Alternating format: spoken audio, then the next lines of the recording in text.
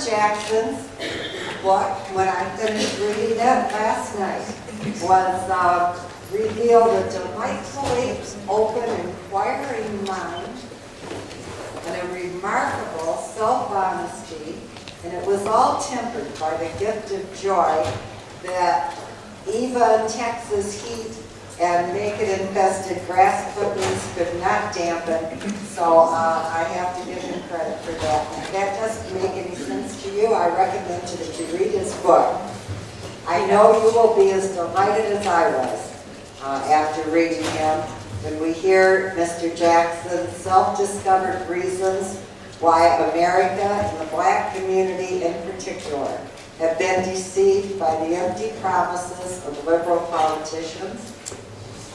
Trained as a mechanical engineer, Mr. Jackson moved on to being a business consultant. Apparently had a hobby as a blogger, which grew into a radio show, and now a well-applauded author. Please join me in welcoming Mr. Kevin Jackson, the Black Student.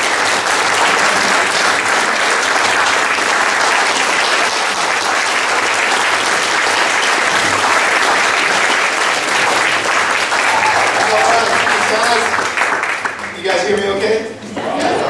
What's up, conservatives? I'm a Texas boy. Y'all are purtier than a mess of catfish. And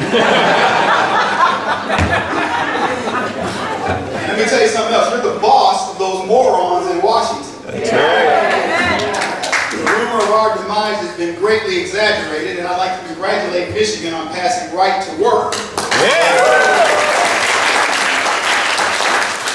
I'd like to congratulate you on that ass kicking we gave them back in November, huh?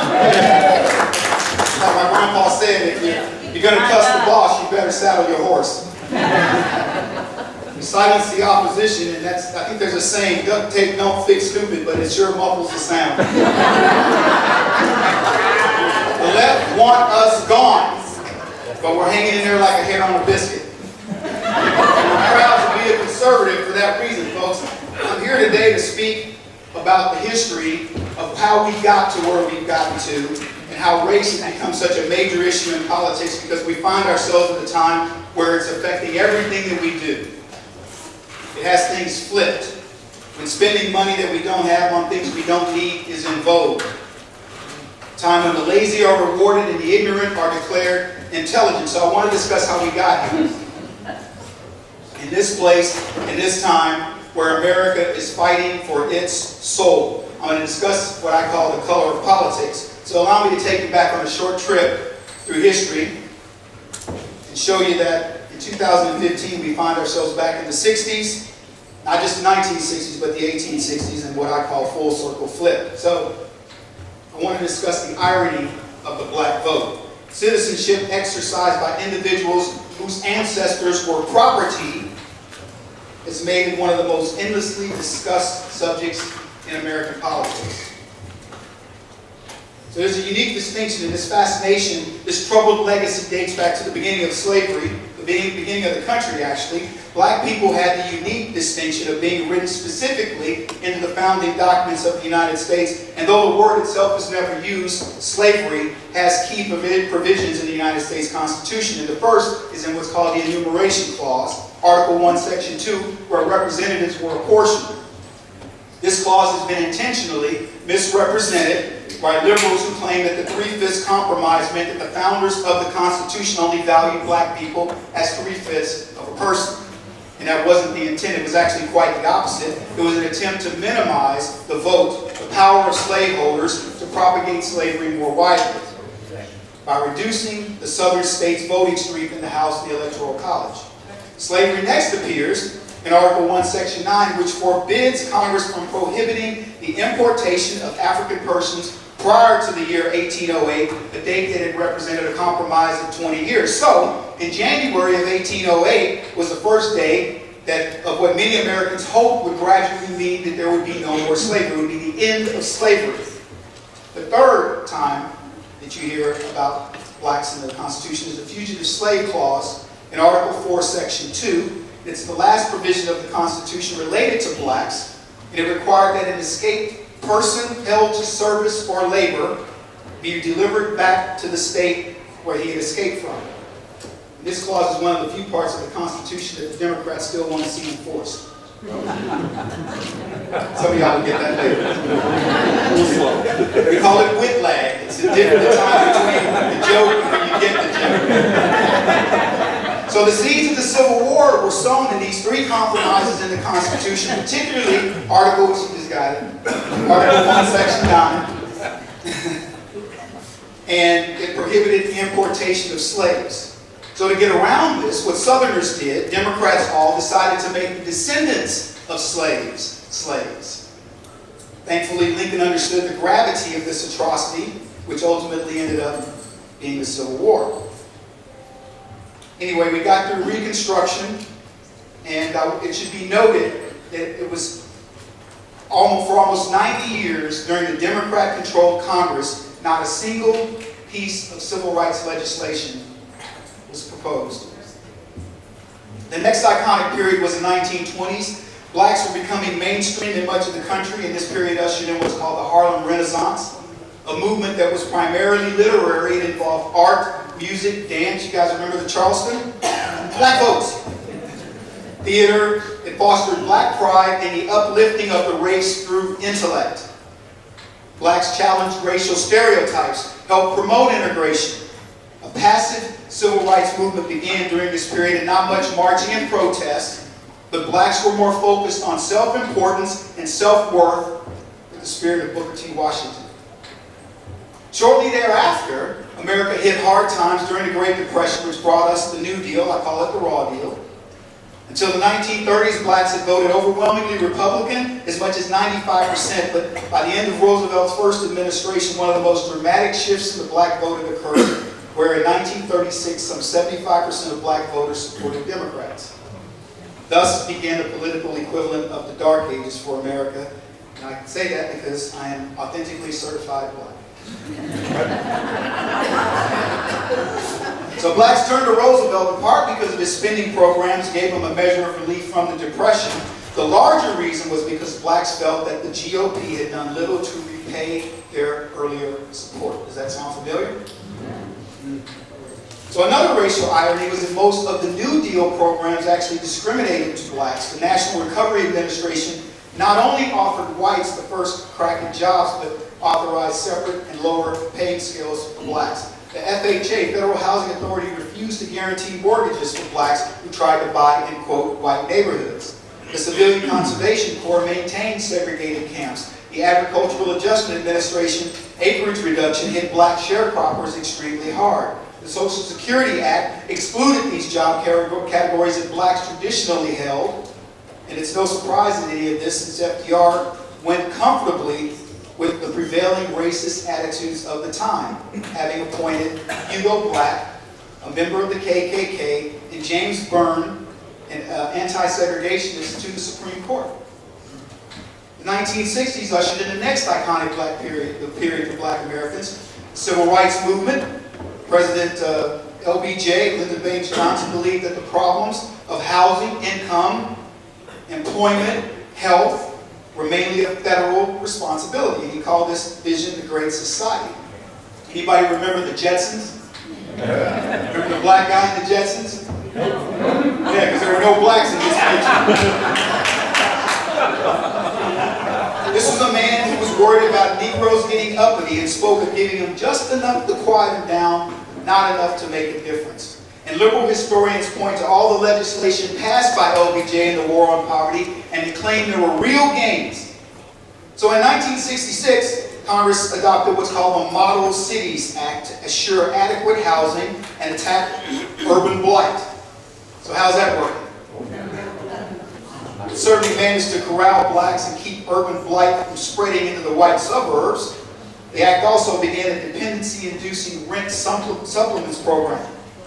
Supposedly to promote learning, Congress passed the Higher Education Act in 1965 to provide student loans and scholarships, the Elementary and Secondary Schools Act of 1965 to pay for textbooks, the Education Opportunity Act of 1968 to help the poor finance their college educations. All that and America's kids today are dumber than all the previous generations.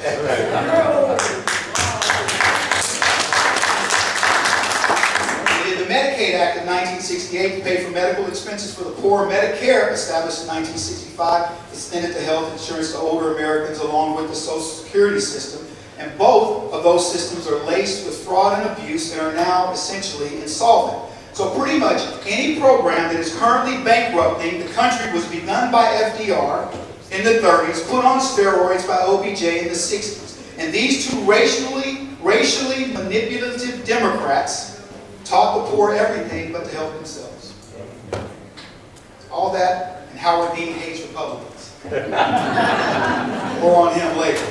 So by 2008, we've come what I call full circle flip, because the election of a black president was supposed to end the idea of racism in America, and we were all supposed to be having more fun than a tornado in a trailer park. But instead, we find ourselves in the midst of renewed and reversed civil rights. And that movement is being led by Barack Obama. Obama's trying to power right through the election blowout. And there's a thing in sales that we have that says, act as if. Act as if that election didn't happen. I watched a boxing champion. I think his name was Lacey. Big black dude, ripped. And he went to fight a little mousy white guy over in, I believe, Scotland or Irish or somewhere. You know, you white people all look alike. The kid's name was Calzaghe. And Lacey could not put his hands on this kid. This guy absolutely peppered him for 12 rounds. And I mean, everybody in Vegas had Lacey a 5-1 favorite. I mean, I looked at it and said, come on, you can't be serious. This little white guy's going to fight this big, beefy, ripped black guy. He's going to get killed. And so Calzaghe literally beat this guy to where his face was swollen. And they interviewed him at the end of the fight. And Lacey said, they said, champ, you didn't do so well. And his comment was, well, at least he didn't knock me out.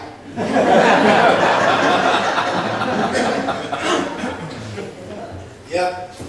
Face swole up, lips bigger than Angelina Jolie's. Well, bigger than Michelle. Well, you did it. Anyway, that's all the left can say to them, is at least that we didn't knock them out. We've been vindicated, folks. And even the left knows that Obama is a complete and total failure. And I would give you 50 cents for his entire cabinet. So the left is in a quandary. As many are finally seeing Obama in a different light, and he's not so pretty. He's not what they thought he was. It's like, I don't know, seeing an 80-year-old with a belly button ring.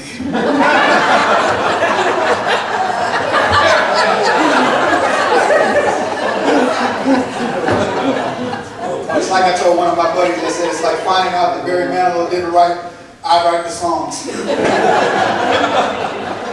So in the last 6 years, America has exported leftism. That's what we export. That's our major export. We are firmly entrenched in what I call the era of nothingness, the era of talk. When it comes to talking about Islamic terrorists, the last speaker was talking about this, Obama's mouth gets drier than Gandhi's flip-flops. He won't say those words. Here are a few of the stupid memes that we've dealt with over the past 6 years. Obama's smart, Biden is competent. And the minute that I heard the left offer up those memes, I thought of what my grandmother used to say to me, which is, if you don't use your head, you might as well have two asses. And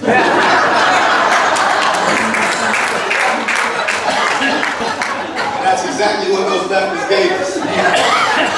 But I digress.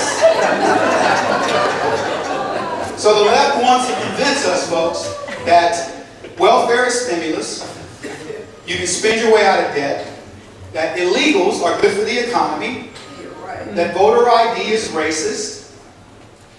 And if you believe that, then you might believe that pedophiles make good babysitters. So recently in California, when illegals went to get driver's licenses, guess what they needed? That's right, Captain Obvious. Vote, they needed valid ID.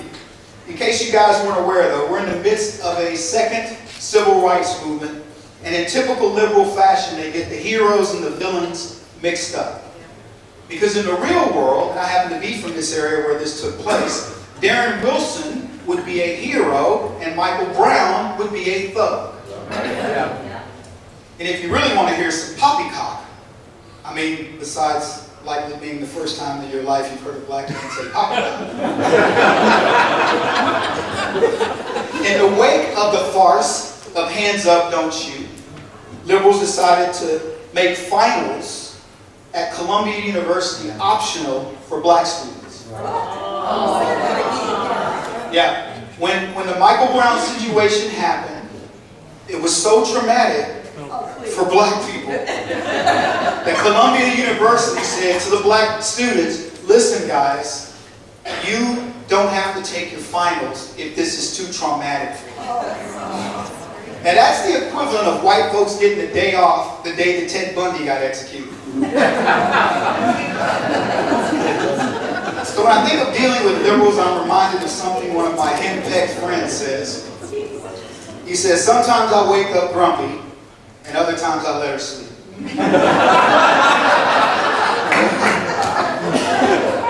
So we do all this liberal nonsense, folks, in the name of this thing called multiculturalism, and in the same breath they cry white privilege. So ask Brian Williams if there's white privilege. He told one lie, and it's likely ended his career, and I bet he's wishing he pulled an Elizabeth Warren and said he was black because he once ate at a rib joint or bought a James Brown record. Ask Paula Dean about white privilege. Ask Donald Sterling about white privilege. Ask Imus about white privilege. We talked about Muslims and multiculturalism, and I'd like you to name me one Muslim country that practices multiculturalism. Ask Denmark and France how it's working for them. We have one culture. It's the American culture.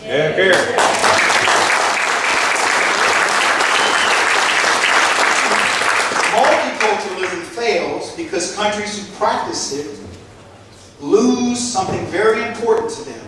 Something that we hear about all the time from LifeLock. It's called your identity. So it's one thing to invite a culture to come over and bring the best that it has to offer.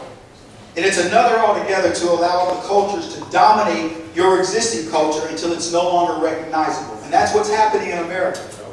So I'll give you a quick story of how I look at this from a business perspective, because I came from management consulting. And I tell this story a lot of times. I've told it on Fox. But you can measure what's happened in America by looking at our businesses. So anybody remember the Sears catalog? Yeah.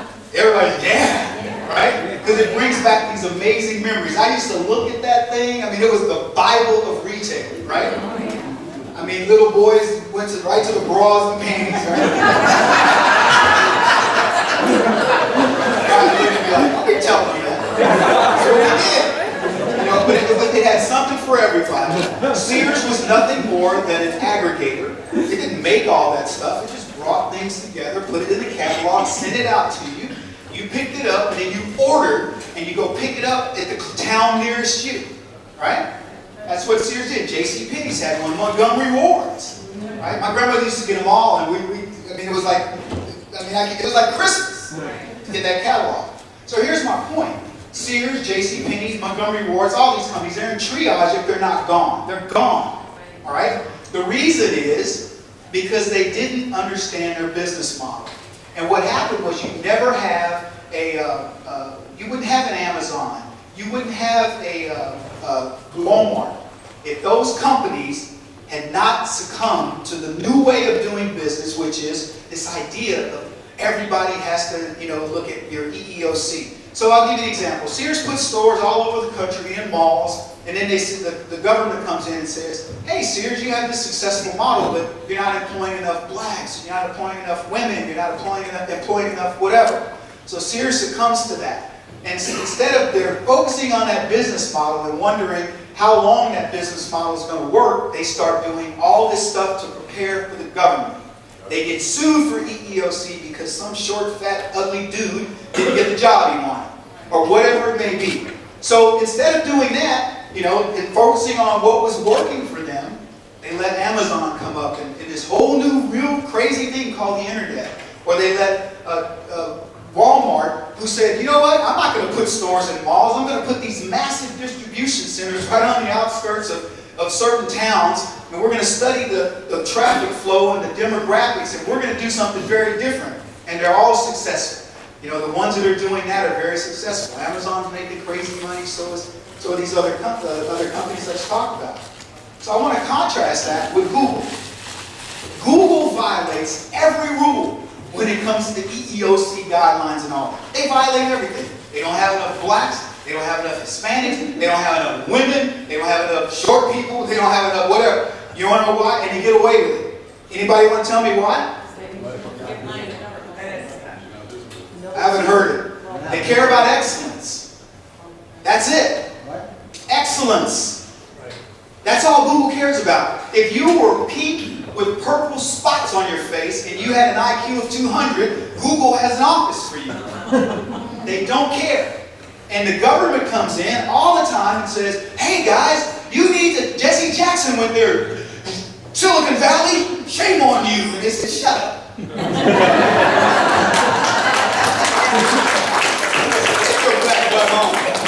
Because they don't have to care.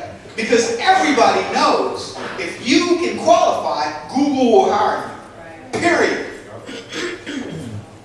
Let me wrap things up. For liberals, the journey of 1,000 miles begins with a cash advance. Everything they do is motivated by money. Getting your money to become their money is the mission. And we live in a time, folks, when the average college freshman reads at a 7th grade level. And in typical liberal fashion, Obama wants to give away more of that stellar stupidity as you pay for it. Howard Dean had the nerve to belittle Scott Walker because he didn't finish college. Well, here's my bumper sticker. I'll take the college dropout Wisconsin governor over the affirmative action leftist Kenyan Harvard grad any day.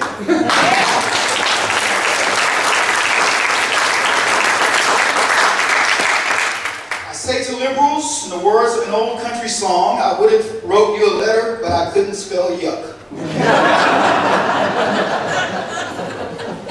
Why does the government in the most diverse country in the world care about ethnicity?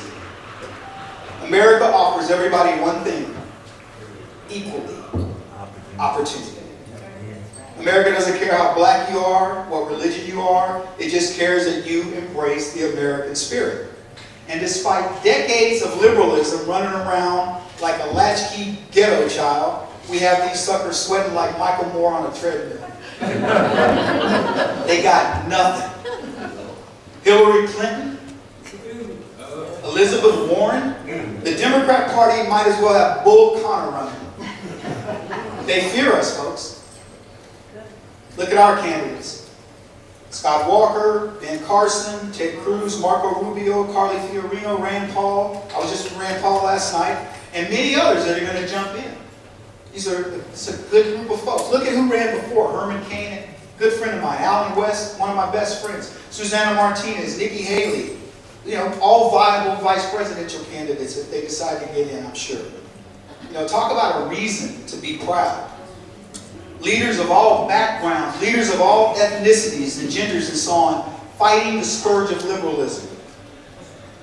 They say we bit off more than we can chew, but they just didn't know how big our mouths were. So before I go, I want to say this. One of the things that has to happen in the conservative movement, and that's one of the reasons why I wanted to come here today, is we have to learn how to market conservatism. We spend too much time letting them define us. They say you're racist. I know you're not racist. Most of these people know you're not racist that are out there, but they're still believing that lie. The majority of the blacks who are being taught to hate you know that it is white people who've been the most helpful in their lives. I was with a guy who was headed over to do a hit on CNN, don't boo. And I was talking to the car driver, and we were talking about Ferguson. And he says to me, well, Kevin, I mean, this Ferguson thing, man. I said, shut up. And he said, what? I said, before you even go there, I said, let me ask you this. I said, in your life, he was 52 years old. I said, in your life, when you've been helped, and he starts, I can see his face in the rearview mirror, he starts smiling. And I said, you're already smiling, because you know where I'm going. I said, when you've been helped, who helped you? Was it what person, white or black? And he goes, white. I said, yeah. And I said, now. And he starts laughing. And I said, you know where I'm going, right? He goes, yeah. I said, so when you've been hurt, who hurt you? What color were they? He said, black. And I said, please continue. He said, family. Right? So when black people tell you, white people this, white people that, say shit. Who's helped you? Who's hurt you? 90% of the time, you're going to get that answer, what I just told you. We don't sell what you do. You are the most, I'm talking about all of us, I ain't talking about just white folks. Conservatives are the most loving, giving people on the planet, bar none. And we don't sell ourselves, number one, so we let them define us, and then we don't even come over the top and say who we are. So I describe leftism like this, because I have a buddy, his name is Paul, and he's a two-time offender. He's been to prison twice. He's changed his life. He's a Christian and a staunch conservative. And we were having a discussion, and he said, Kev, man, when I was in prison, my cellie was a serial rapist. And he would convince, he said, he told me he's the worst kind of criminal. Because he would rape women and he would convince them that it was their fault. He would say, you shouldn't have left your window open or your door open, or you shouldn't have worn this, or you should have been looking when you get in your car. And make them feel bad. That's not the worst kind of criminal. I said the worst kind of criminal is the guy who rapes that woman and then says, he did it. And I said, that's what the Democrats have done. The Democrats have raped black culture, and then they pointed to the Republicans and said they did it, and the Republicans are sitting there going.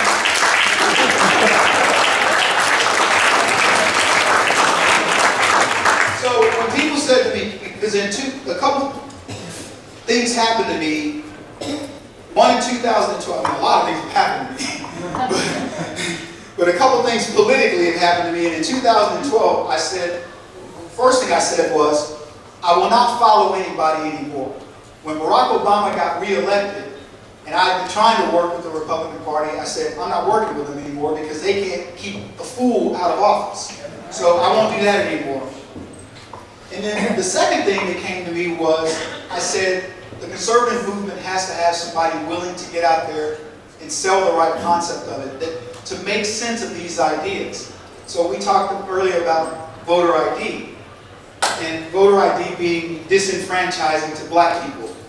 And it amazes me how many times we argue over stupid stuff. That you would be looking at, it's like talking to a child. What do you mean immigration is cost positive to the economy, little 3-year-old knucklehead? How can you possibly even say that? But we will argue this with the left, knowing that's an idiotic proposition. That's like saying, like me saying to, Emory, I'm going to move in with you for 6 months, but it's going to be cost positive. And I eat all your food, and take money out of your wallet. When you're asleep, it'll be cost positive. That's just nutty. But we don't fight right. So I'm going to use voter ID, and I've used this example a lot. But the fact of the matter is this. When somebody talks about voter ID being disenfranchising to black folks, we got talking heads that go on TV and go, no, it's not. I mean, how can you say that? I mean, you can get an ID. And then the left will come back and go, yeah, well, there's this 103-year-old black man we found, and he could not get his, but he's been disenfranchised. Yeah, because nobody even knows where he was born. But that's what they do. And we're arguing this, okay? And so so I went to, I'll give this as an example. I didn't go to the GOP on this, but I certainly argue this point. The idea, the very idea, that the left will say that black people are too stupid to do what every other nationality in this country does daily, routinely, is absolutely incendiary to me, to black folks, and it pisses me off. Yeah. And what are you talking about? I can't do what some guy that came over and can't even speak the language can do? Are you out of your mind? So why are we fighting back and saying, what kind of nonsense are you saying to black people? Are you telling me that black people are more stupid than every other race? Right. That's how you fight that. We have to learn how to fight in this movement, because if you don't, every time you even try to get involved in an argument like that, say, well, explain to me what you mean, please, stupid leftist. If even asking for that, you're validating their nonsense. You cannot do that.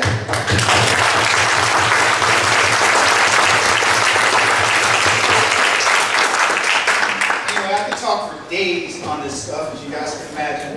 I think we're having some sort of a thing later. Yeah, so if you guys want to talk about any of that, I'm certainly happy to do that. I love doing Q&A, and I'm not going to take up any more time today because I know we're running behind schedule. I have my books here. There were some people asking about my books. I have a box of my books here if you want to get them. They're $15. And look, guys, I'm happy to be here.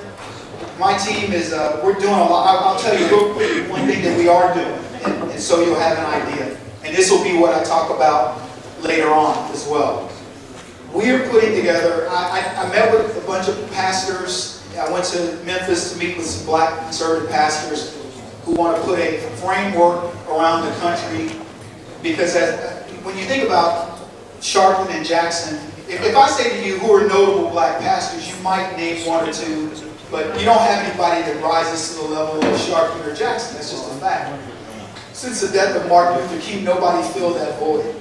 So what I looked at when I was thinking about how do we build this framework for the conservative movement, I looked at it from the standpoint of how is the left successful in doing what they do? Why does a Ferguson occur? Think about that. It was a lie.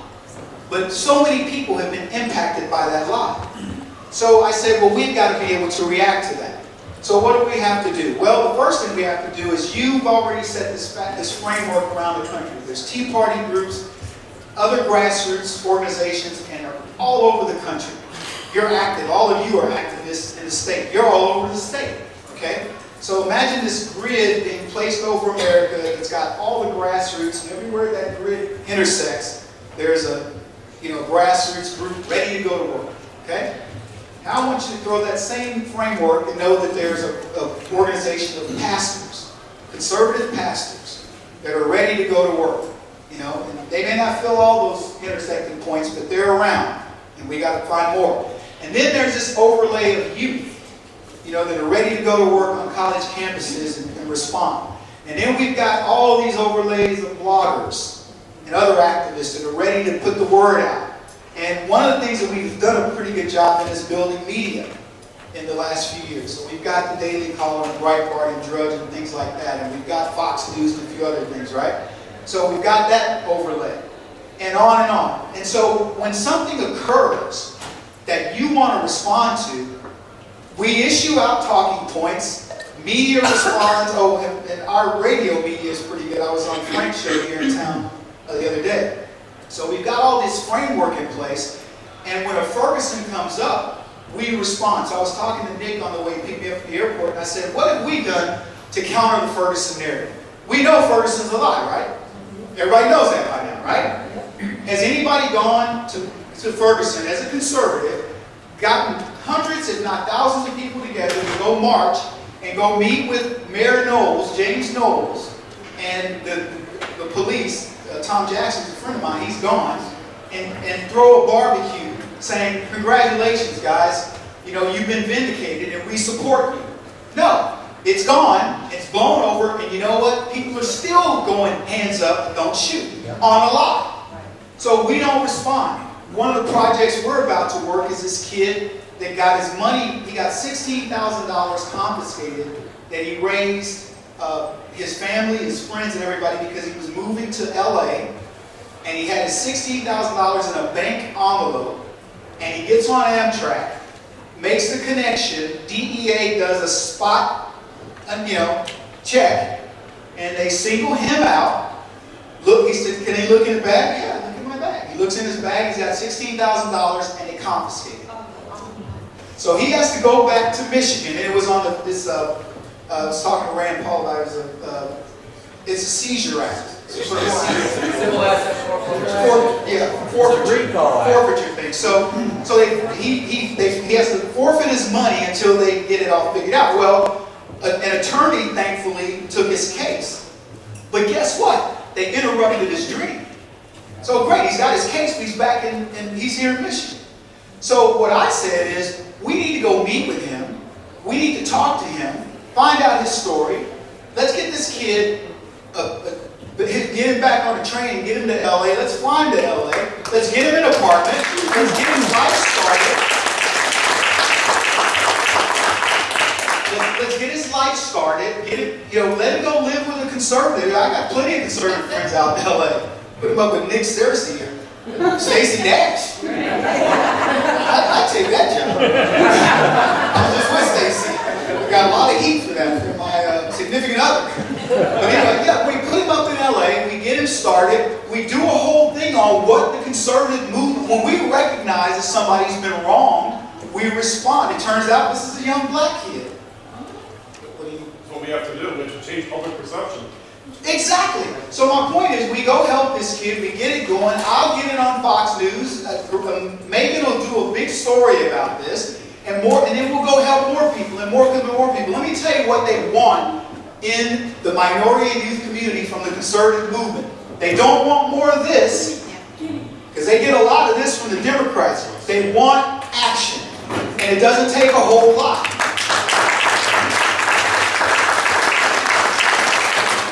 Anyway, I appreciate you guys' time. As I said, it's been a zoo to get here, because I don't even remember where the heck I was. I was somewhere Wednesday and Thursday, and I had to fly to, Handy goes, when you fly to New York and do the show, yeah, and I had to fly back Friday because I had the dinner with Rand Paul, and then I flew here this morning, so I'm truly flying on fumes, but I didn't want to miss it, and Norm, I appreciate you inviting me out, and hopefully we'll get something accomplished in this next session as well, and I appreciate your time.